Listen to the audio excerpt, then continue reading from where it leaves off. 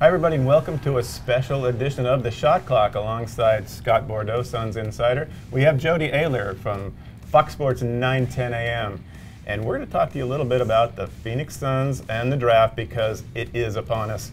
Scott, first of all, tell us about some new information. I mean, people are always contriving new information. Apparently Trey Young had a good couple of days. Yeah, apparently he did not. There are rumors that Trey Young is falling in the draft. I've seen reports out that he's going to fall as low as number 12. I find that hard to believe. I've had him going to Orlando the entire time at 6 because it makes sense. But if he does fall, I can tell you this, the Suns will look into the possibility of trading up to getting him. Now, we can argue about the defensive abilities of a backcourt of Trey Young and Devin Booker. It might be a pretty short argument. Yeah, it might be. But offensively, you can just look at what they could do. And the Suns do like Trey Young. They didn't think they could get in the top 6. But if he falls somewhere in the 8 to 12 range, they'll look into the possibility. Okay, on another front, Jody, tell me a little bit about the top of the draft. Now, everybody says Ayton. What's your feeling on number 2, 3, and 4? It's a lot of mystery. I mean, listen, the Luka Doncic mystery's been building for a year, and we don't know if the Kings, there's so many natural connections there. Vlade Divac, I believe 2 of their top 3 positions in their organization are by Peja Stojakovic and Vlade Divac, who are of Serbian descent. And so there's a lot of people naturally connecting the dots. But on the other hand, Sacramento has been known to be not that interested in Luka Doncic. So I think that's the biggest unknown right now is where Luka goes, because we've spent so much time the last few months debating if is it Ayton or Doncic. Doncic may slip to 4 or 5. There have been some reports yesterday that the Hawks may be now targeting him, but that's new information. I think the Kings are going after Bagley. That seems to be the consensus around the league right now, that Bagley's going 2, and that Atlanta now is really highly considering Doncic at number 3. Yeah, interesting all the way around. The Suns also have the 16th pick in the draft. Real quick, Scott, are they still looking at point guard, or are they just going to watch the draft play out and see how the options come up in terms of trades? Well, they'd like to get a point guard, no question. Ryan McDonough has said that if they draft Ayton number 1, he wants to address their backcourt need, and backcourt need is point guard, obviously.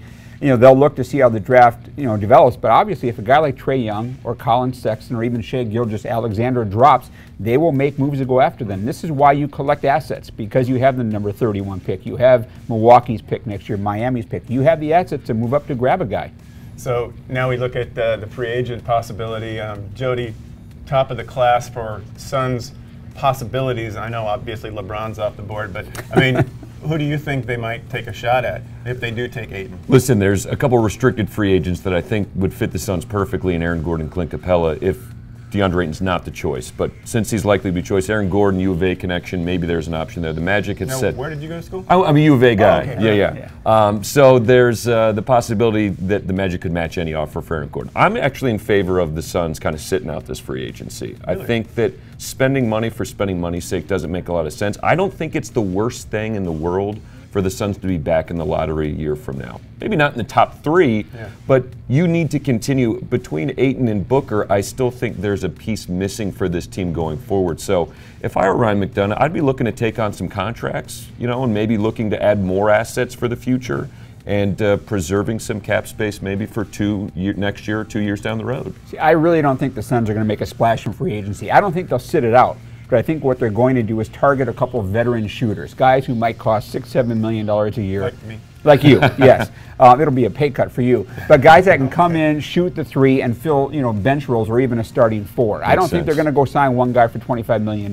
But you may see 2 guys come in that can fill roles in this basketball team. Also maybe give it a little bit of time to build some traction where it's an actual destination for some free agents. Because right now that is not the case. Right, and that's why maybe you take this year with Ayton, Booker, and Jackson, and then next summer you can say, look, we have our core. Come join us and make this a playoff team. It's arguably DeAndre Ayton's most important quality is the ability to turn Phoenix into a destination for other players. They're going to need more players to become a contender.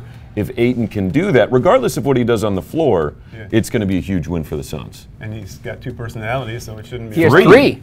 3 now. Josh, Alejandro, and DeAndre. I'm the only one worried about this, by the way. I think this is a weird, immature thing, but he's 19. And again, he went to the University of Arizona. Yeah. True. Hey, that's all the time we have on this special edition of The Shot Clock for Fox Sports 910 AM's Jody Oehler. Catch him, he's good. And Suns Insider Scott Bordow. I'm Jay. Have a great day. Yo, Greg Moore here, AZ Central Sports. We're independent and we give you blanket coverage of every team in the Valley. Get the news how you want it, when you want it. Subscribe today.